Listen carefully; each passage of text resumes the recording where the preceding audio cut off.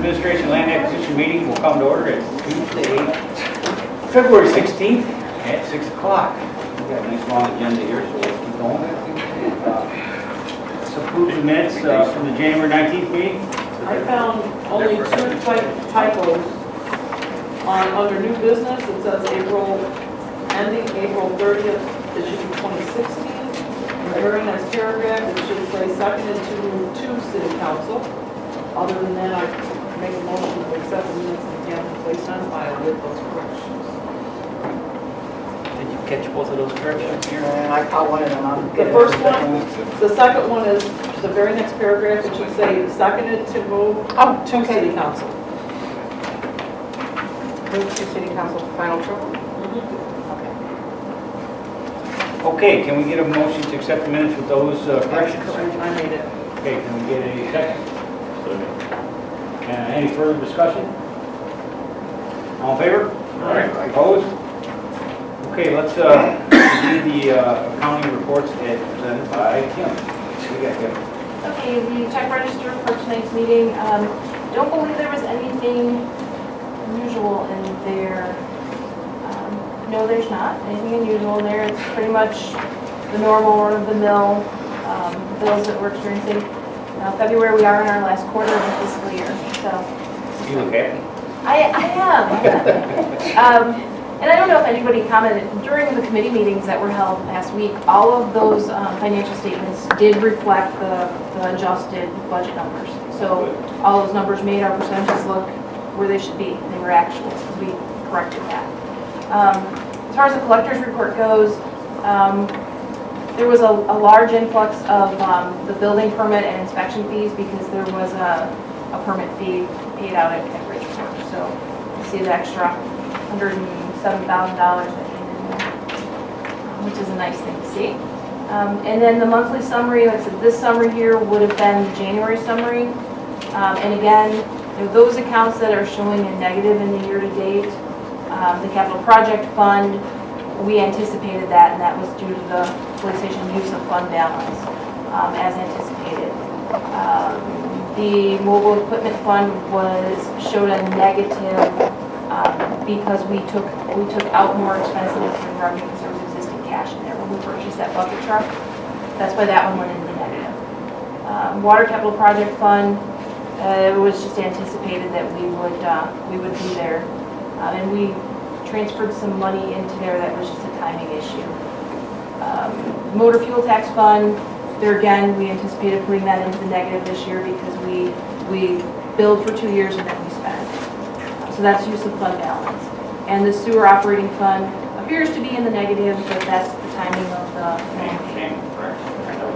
So, yeah, so realistically, the accounts are pretty much where we anticipate them to be. Anybody have any questions on any of these? I don't, just, we're next to talk about budget reason, aren't we? Yeah, unfortunately. We took care of that thing we discussed when I signed checks. Okay. Okay.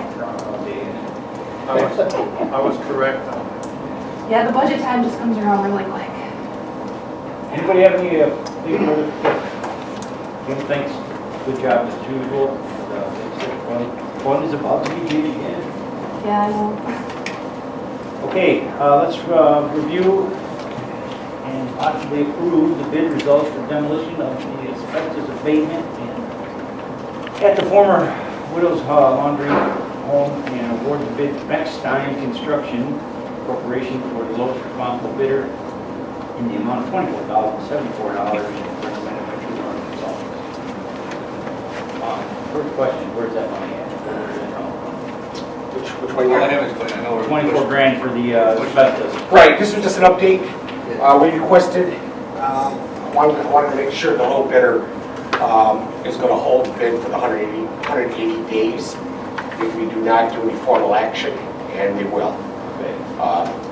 So I told them that, Next year's budget? Yeah. That's what we're doing. Okay. so they will hold it, and as long as we don't have an expectation that when we do award it, like in May or June, that we want them to do it like tomorrow. Oh. I says, no, well, you guys can schedule it whenever you It's can. better we wait till they can spray water without it all freezing. Yeah, the target date should be August, the latest, because The IEPA will be doing their inspection again every other year, and they usually do it late August, September. And that was noted on our last report, that that's becoming a nuisance so close to the plant. They like to keep these specified. Yeah. No, so it's just an update. That's right. Okay, let's move on, new business. So this is, there's no motion on that? No, nothing, just, All right, new business, review and approve the ordinance establishing cost reimbursements for the contractual police service, including hazardous material responses. Who's doing that first? Tony? well, the committee recommended it, move forward. It's just basically creating a mechanism to have a set fee set. That way, if we ever charge anybody, we're charging them on a per fee basis. And FEMA actually likes to have that all done before an incident happens here. And plus, under state statute for hazardous material spills, we are allowed to request for cleanup for them. So by having this set ahead of time, when the insurance company says, how do you guys calculate the fee? This was approved by the city council. Okay, I thought that's where we're going, so are we going to have issues with the fund for anything, or? With VFW request? No, I thought that this hazardous materials, I thought was had to do with the police case where we had the roving, Oh, with the red flag type thing? Oh, No, this is just our fees. Let's say, let's say the train comes through, has a hazardous material spill, we have to have officers block the area for a certain amount of time. We have an established fee with anything, whether it be that, whether it be with IDOT. IDOT's got something going on the road where we had to do the lights take down and stuff like that. We've got a defined fee for any type of event that occurs. you got me with the hazardous material, I figured the other part, I just wondered. Being able to build Well, criminals. this guy found it in the statute. Yeah. There's a special statute even for hazardous material reimbursement. So he added that into it. So by having it pre-approved, we can send out the invoice. We know how quickly bad things can sneak up on us. It's good to have this already in place. So. And then every year, There's no we'll challenge. reevaluate the fee structure as we did it, and you guys see the exhibit. I was not part of that. What did you base it on? Well, it's in the exhibit. So we have the average hourly rate, and we base that on overtime because these type of emergencies, we usually need to call in overtime. We have any of the officers there, they have to go up the street. So we're allowed to do that. He'll put in all the benefits, the FICA, the Medicare, police pension. We even broke out, Kip was able to even break down on a per hour basis for the average health insurance, workman's comp per hour, liability and property insurance per hour. I then checked up with FEMA and got the 2015 rate schedule for a squad car cost per hour. That is $19.75 per hour for that. So we added all that together. We put a 3% contingency because there's some variances. Involved, we think 3% works. And we added it all up, then we added administrative costs, which we're allowed to do for the processing. And we came over, I couldn't believe when I added the money, it came right to $106 even. It's like we manipulated what we did. It just came in. That represents a true cost. Yeah. Exactly, all the way around. Yeah. Anybody got any questions about that? All right, let's move on. Review and approve resolution determining the 2016 hourly officer reimbursement costs and contractual police services. Yes, so the first one is creating the ordinance. The second one is creating an annual cost. Okay. And that's what I just went through. Hourly cost? Yep, that's hourly. It's $106 per hour for one officer. And this is what we'll charge for events, things like that. But it still will be determined on, each event's going to be a case-by-case basis.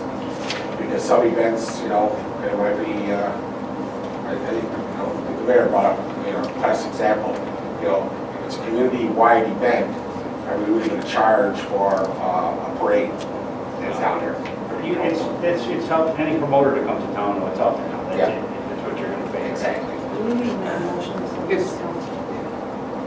Yeah, you probably should do each Do I one. need to do them separately, or? You can do it together. I have two motions for this. Okay, can I get a motion to send items A and B There you go. to council for approval? I'll make it. I'll second. All in favor?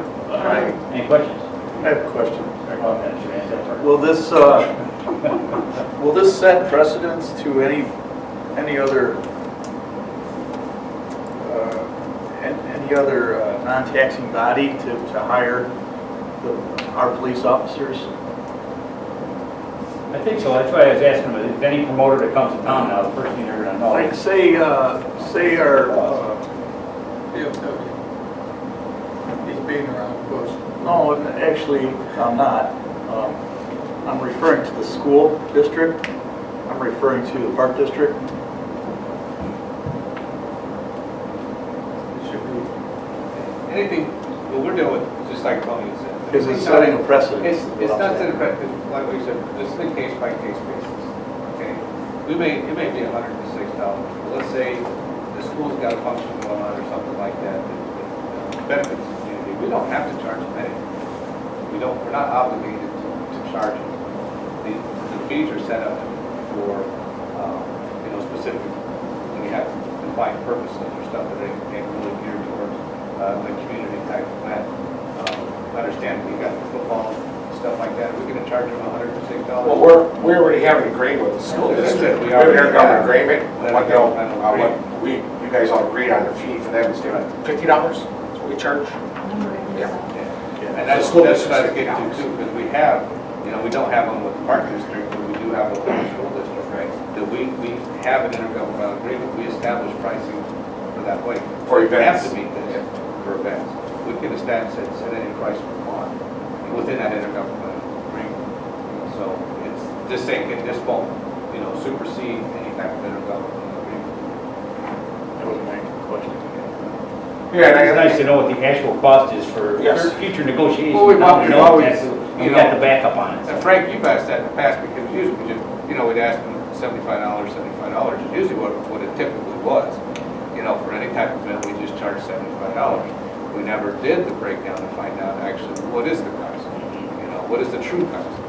Were we charging 200, were we charging not enough? So I know we're talking about events, what happens like when that truck hit that line over there by the restaurant? Yeah, remember we had to go to court on that, because they contested, our invoice. Right, but I mean, we had hands to there, the police department, right?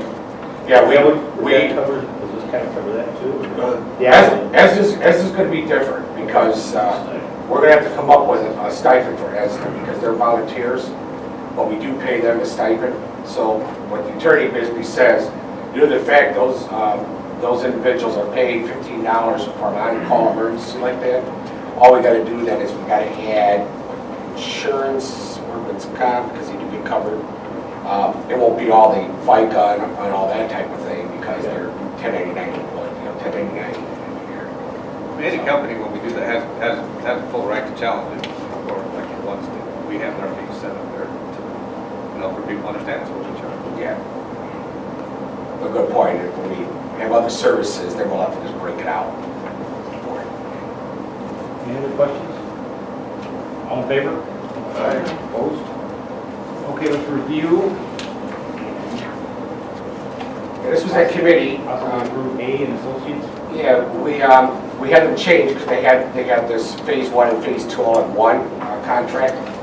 So they broke out the phase 1, and they did add the reimbursable expenses. So instead of $8,500, it's $9,000, but it's not to exceed. It's a lump sum payment. And then the committee wanted to know where is that going to come out of the budget, and we're taking that out of the capital, the miscellaneous capital project portion of the budget, and that's why it's here today, so they can revise it. And the committee passed this. Pardon me? It's obviously here because the committee passed it. Yes. And what did they say? I heard some. I came in a little late. I heard some discussion from the committee. What did they talk about for a time frame, and What's the value of doing this now, seeing how we probably aren't going to get any money to actually do the job for quite some time? Well, two things. Time frame is, they say its shelf life is 5 years at least, on the information that's here. The second thing is for any of the funding that we're going to be requesting, like the IDNR, they already said that if another city doesn't take out the removal of the dam, we have to have the information that we are doing partial dam removal. They don't like to call it modified anymore. They want to call it partial dam removal. Then that funding would be available for this project. So we have to get to that point that can the mill race function with the new design and the main dam still function as a partial dam? So they have to run some modeling for that, because our biggest concern always is that if we modify the mill race dam and modify the big dam, will the mill race dry up? So this information is going to be able to tell us that, we can only modify, maybe we take only a foot off the dam. If we take any more, the hydraulics aren't going to work and the mill race will dry out. So at the end of the day, for funding purposes, we're looking at this as we're still addressing the safety issue on the main dam, because that's the main reason we started all this, was the safety. And they're also going to run the hydraulics on the, if they lower the dam by 1 foot, will that take the roller off? If it does, then what else can we do to remove the roller for the public safety officers, and as done everybody else going into the water? So we're still staying on our main goal was to get rid of that roller. And our second goal was to keep our identity, which is the mill race, so we keep our islands and it doesn't turn into a mud pit. So I did meet with Congressman Kinzinger's staffer, providing them the update on this. And when we talked to the Corps, we're still in their temporary permit. So he basically felt very strongly that once we get an executive summary, that we're addressing flooding, we're addressing the hydraulics, we're addressing the balance of the ecological system.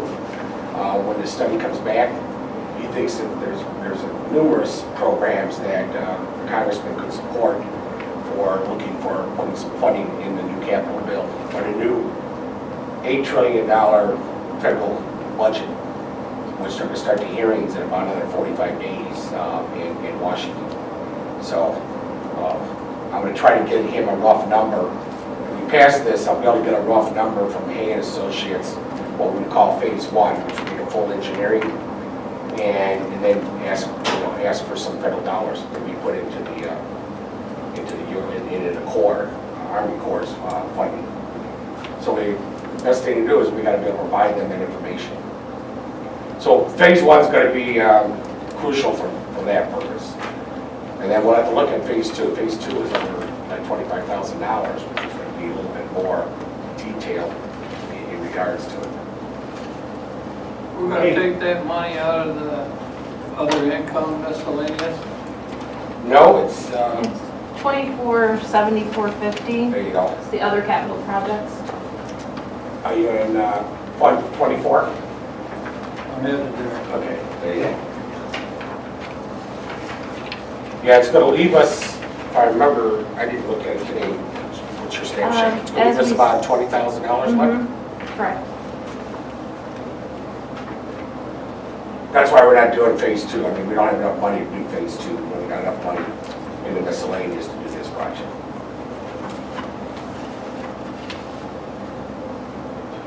When we did the budget, we kept that as a miscellaneous capital project because we knew we were working on a couple of, we knew we had the Widow's Home, we knew we had the islands themselves, working with the mill race and the Corps and IDNR.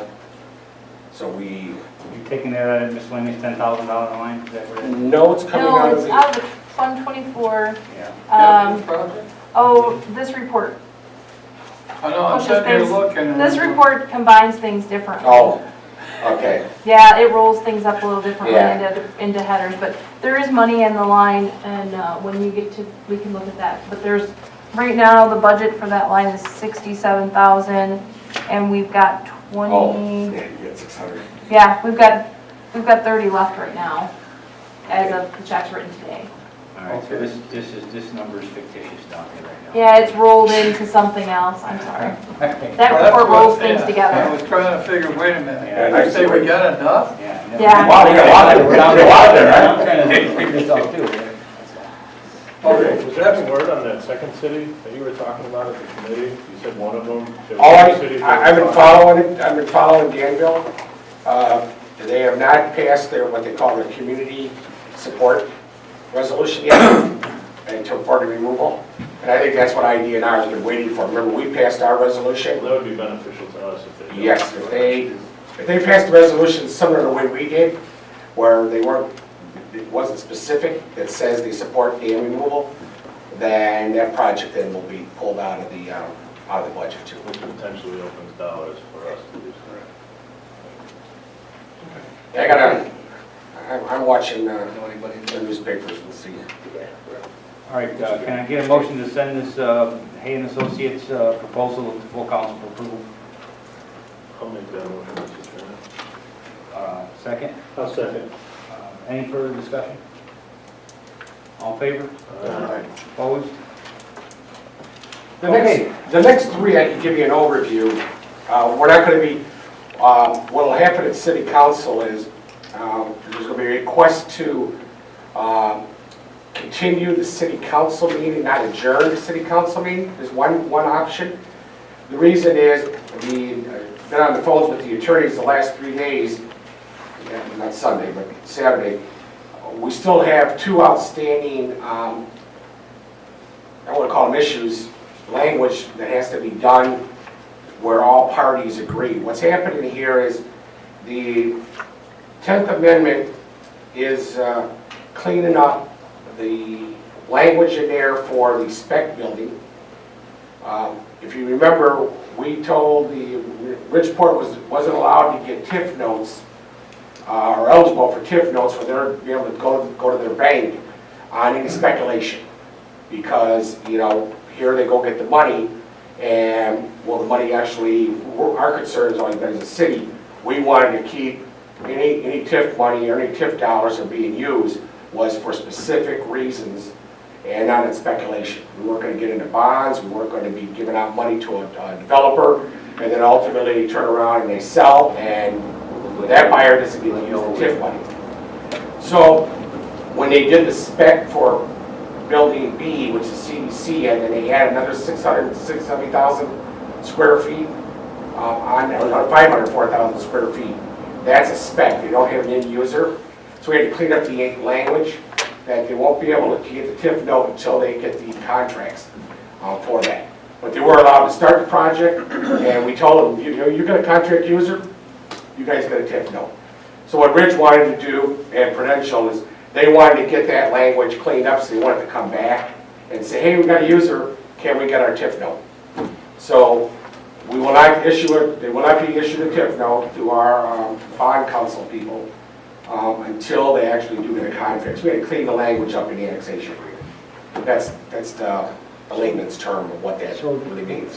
What happens if that sits here a year without a user then? They got to pay taxes on the property? Well, yes, they're definitely still paying taxes. And it won't go towards the TIF then? No, well, it goes toward the TIF. A TIF note is basically, they take that TIF note to the bank to get their construction money.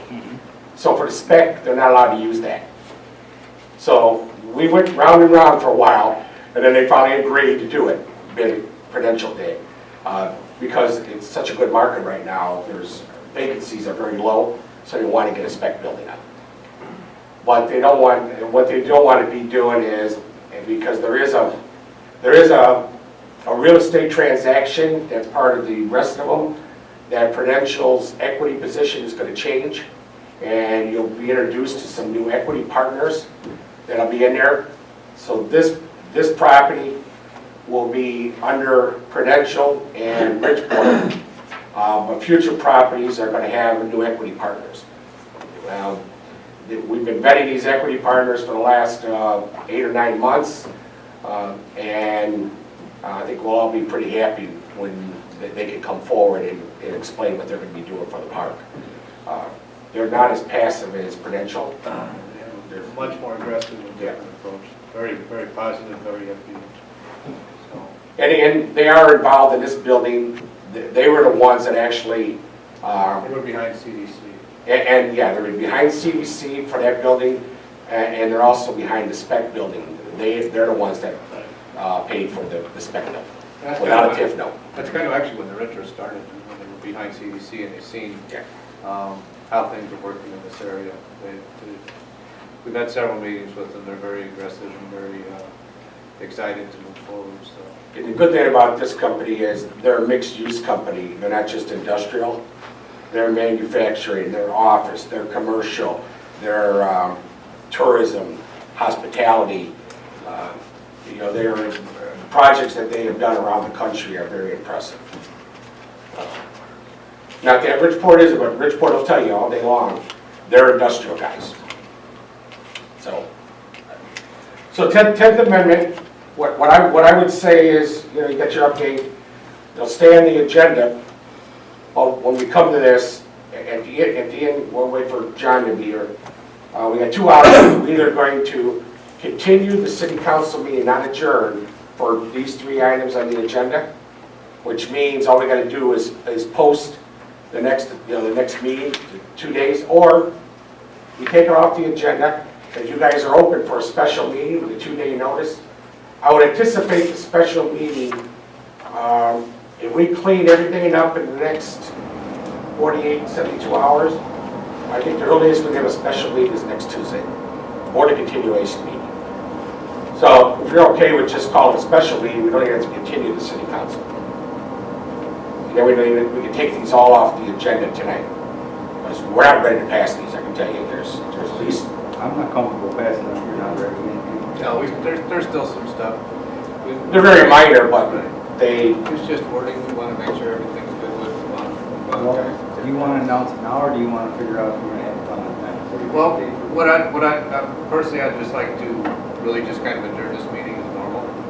Once this gets done, That we just call the special meeting. call a special. Within 48 hours. So let's say we get this done Thursday, I'll pay for it Thursday. I'll have the thing posted on Friday for the special council meeting for next Tuesday. Yeah. And I'll send out updates, because if... So items D, E, and F are going to be Yes, I would take... tabled? Well, we're just, Well, suspended. tonight they're just information. Next time you'll see them in their complete form will be at a city council meeting to be determined. Okay, so they're not on the regular meeting? They are, but I think when they are, But we won't. he'll amend the agenda, ask to strike those from the agenda. And what I can do is give you a little bit of update on, the 11th Amendment. Now that's the new equity partners that'll be taking it over. What that really is they call it, it's an estoppel. The estoppel certificate will be part of the annexation amendment. The estoppel certificate is basically stating a snapshot in time, whatever Bridgeport and Prudential have met their obligations for the annexation agreement, we are concurring that they have done that. So we have vetted it, we have looked at it, we've done all the research. Everything financially that's in there, we have confirmed they have met. They have paid all their fees up to date that were required to be paid for all the building permits. That's one example. The water tower, did we complete the water tower? Finally, we got the electric. The last thing for us on the water tower was getting ComEd hooked up there. We run on a generator until about a month ago. So the water tower is done now. They've met all the obligations on the water tower. The sewer line, like for Woods Road and water lines, is there any obligations on those? No more obligations. We paid all the crop damage that we said we would pay for a couple of years. The farmers have come in.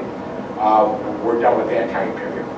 So basically, for the last 2 weeks, we've been going through the checklist, and then we concur that all these items have been completed, so that when we pass this, the new owners will, in Bridgeport, will transfer everything over to the new owners, and the new owners' obligations will be, from that day on, all the obligations in the annexation date that was approved by the city council. So, if you look at the estoppel one, there is blanks that were filled in that have, dollar amounts. So all those have been confirmed, that we have received them, the school district have received theirs. library, everybody's received their dollars, and all obligations as of today, have been met. So, Scott Nenemick will be here when we actually get this done, walk through it. So ideally, we have a special meeting. I can see that meeting maybe being almost 45 minutes because we'll want to go through these documents, not page by page, but at least the main portion. Plus, there'll be exhibits that we have to probably explain why these exhibits are necessary, for the annexation. Class example on exhibits is the one we have in the annexation agreement now for the concept plan.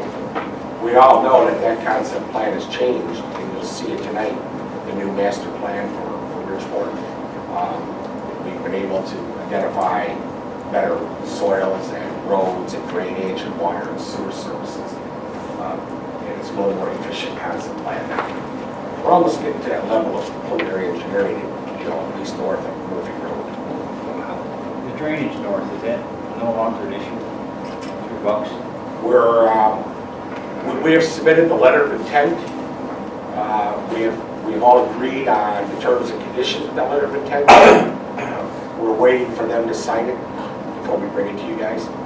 And then we'll actually go into a contract for that easement. Did we annex anything west of the tracks? No. I see there's a real estate sign up there.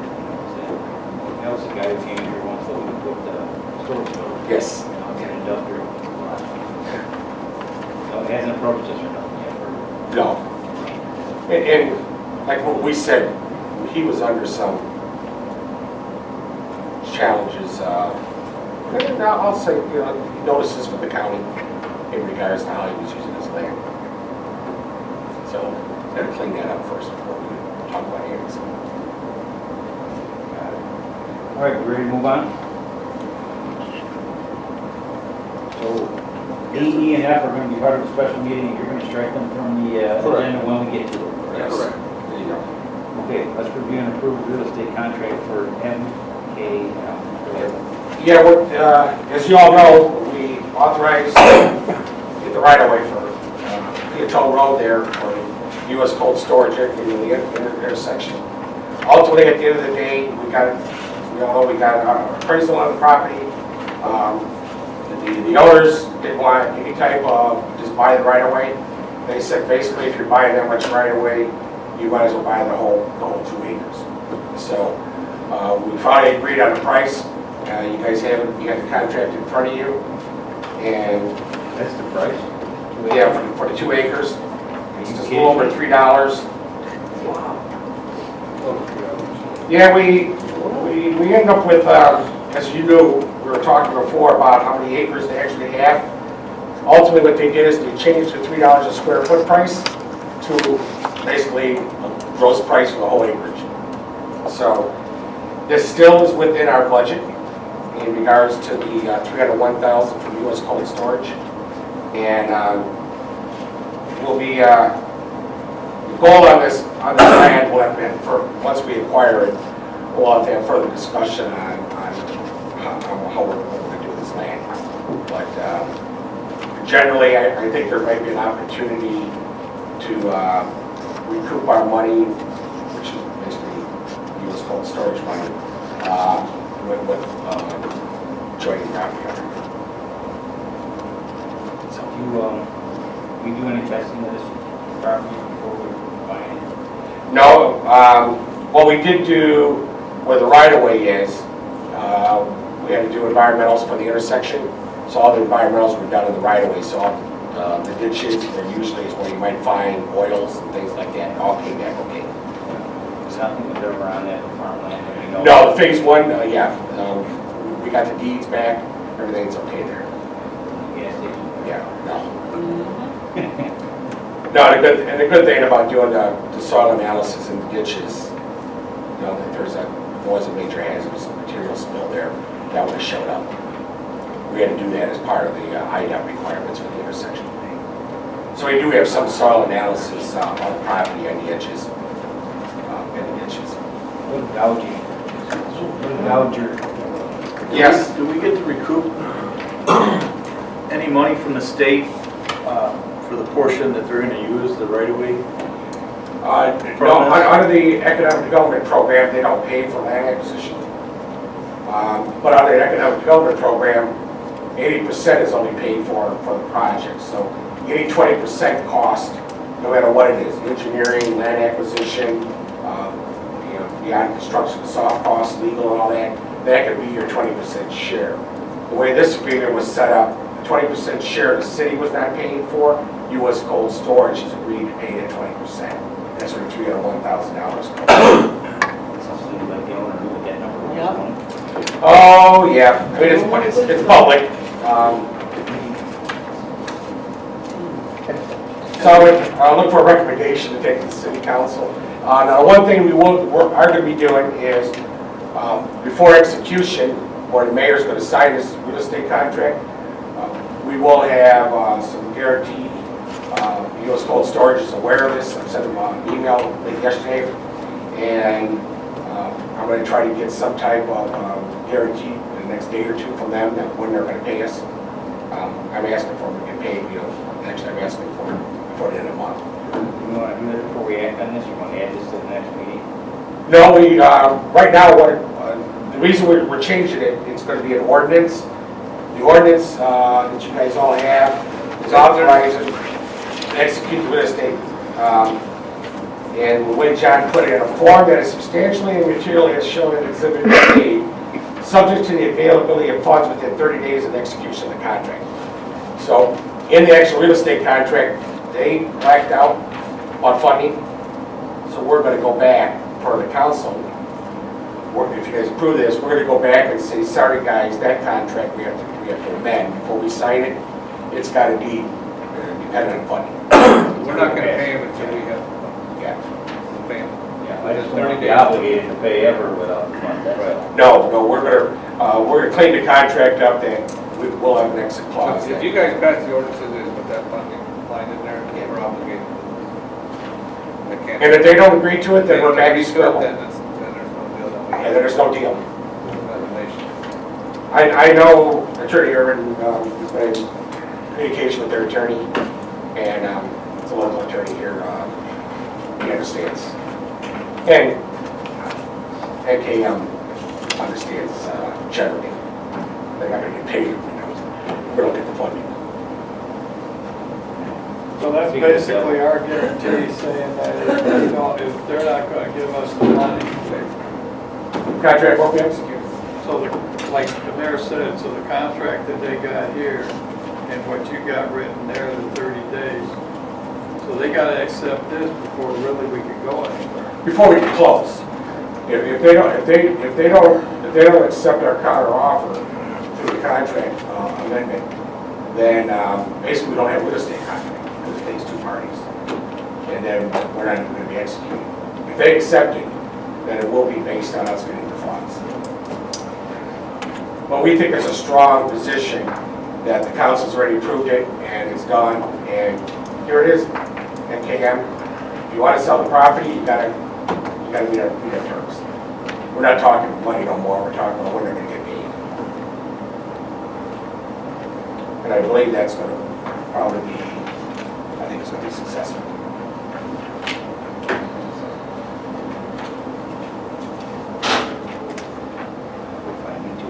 And the other thing is, we did talk to IDOT. We'll get this, and once this is agreed upon, we do have both parties sign, and everything's in place, we'll be able to go to bid in April. This was the last item on the checklist to allow us to go to bid, and then we'll get the award for this intersection, which definitely needs to get done, especially in the Pieto roadside, and move forward in May to award the contract. So, Anybody got any other questions about this? Anybody want to ask John any questions about this? yeah. Very good. All right, can I get a motion to send the approval of the real estate contract with the stipulation, no pay until we acquire funding And the ordinance for the purchase. Just say as per the for ordinance? Yeah. Can we get a motion to send to council for approval the make that motion. Second. All in favor? Aye. Opposed? Aye. Nay. Nay. There you go. Sorry. He said all opposed. That's true. That's right. So Larry opposed. Larry opposed. I oppose. I got you. All right, last item. Yeah, last item is, I'll just give you the update. The planning commission, we had the public hearing for the text amendment. If you remember, when the planning commission was disappointed in the staff moving forward with the foundation work on the car wash, per the ordinance, it says site plan review is supposed to come in front of the planning commission. We did tell them that, Garagio understood that, and there could have been a chance where, the site plan would not be approved. Planning commission basically said, you know what, it's got to be one way or the other, and we asked for clarification. Says, well, either amend the ordinance where site plan is reviewed by the staff, and actually, one of the planning commission members said, in regards to when this was put into place, there was no staff around here. It was the planning commission who did all the reviews. And now that we have engineer, we have building inspection, and professional staff, it's probably okay for them to do the review. And so we posted a public hearing. I explained it again to them, and their discussion generally was they think we're taking a step out of the public comment period. And we said, well, city council ultimately will still be on an agenda there. Public can come in for citizens' comments. And actually the chairman said, Tony's absolutely right. Ultimately at the end in the ordinance, even if we kept the old ordinance, the city council is the one that makes the final approval, not the planning commission. There were 5 members there, Mike Wright, Joe Buzet, Larry Clenning, Ryan Humphreys, and Rick Smith, as chairman. And their consensus was, you know what, we have a lot of people that walk and talk to us. They really want us to be involved. And the citizens, one more step isn't going to hurt the process. Even though there was some agreement that there probably are times where it's difficult to meet the timeline when someone comes in for a small project. So they did discuss about, well, maybe we should say something, any project that has a construction under a certain amount of dollar, staff can review. And nobody agreed to that. I thought we already had that. The language in the ordinance, you see it, it really is just plain. All site plan reviews It's always are been there. really generic. In fact, it's been like this for, I don't know, a lot of years. Back around 90, 98, 99, actually used to be 2 boards. There was a planning commission and there was a zoning board of appeals. Yes. And that's where the whole thing was generated, where the planning commission did a lot of the site plan reviews, because that's what they did. We didn't have staff, we didn't have an administrator, we just had mayors, councilmen, and then you had your planning commission. And they handled all the site planning, looking over the site plans, and you had your zoning board that handled all the zoning issues. Around that time when they started to generate staffing, that's when they actually combined planning and zoning into 2, because really planning wasn't meeting anymore. Planning had no meetings, just had a few zoning board meetings when they dealing with zoning issues. So that's where the PZC came from. So, but in the whole interim, and it's happened over the years where there's really been the site plan reviews, especially for small projects that have already been zoned, already in the city, just really go through staffing and right to council. And it wasn't until, actually it was the dance studio, when the dance studio happened, that's when it came to light that, hey, this is still in the ordinance book. Nobody was aware of it because we'd never really followed it before.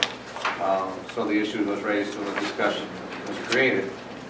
Where do we want this to fall? Do we want it to continue to fall under planning and zoning? Do we want these guys on the planning board to look at all the plans, to go through all that stuff? Or do we, do what we've been doing for years, and we use our professional staff? They handle all the architectural drawings, they handle all that stuff through the whole process. There's there's times where you have people on planning board that don't have that type of knowledge or experience to really even provide any type of input. So, you know, sometimes it's meaningful, sometimes it isn't. So that's why we always use professional staff. You know, we got a city engineer now, he puts his stamp on, just like if we used to contract a city engineer, that carries a lot of weight when you're doing anything. So what we're just trying to do is look to streamline, or try to make this more efficient. I don't have issues even when they said, if we have a large construction or a large building coming in, you know, like with the industrial, they want to go through the site plan review, through the through planning, it's that, you know, that's fine. It's a little bit longer process, it's a more timely process. And when they brought that up, I did say to them, when they approve zoning, then we need to probably have a little more detail on that process. Right. Because that's what their role is zoning. Exactly. Planning commission is approved zoning. And we did explain to them, this does not cover PUDs, it does not cover conditional uses, special uses. So anything that they pass for zoning purposes that have those conditions, the site plan review will still be planning commission. If we got a building that meets the zoning requirements that have already been laid out, just like the dance studio, it was zoned, I think, B2. The requirements for that studio met B2, it's already met, zoning was met. So it's a matter of staff reviewing what they're building and putting in there and away it goes.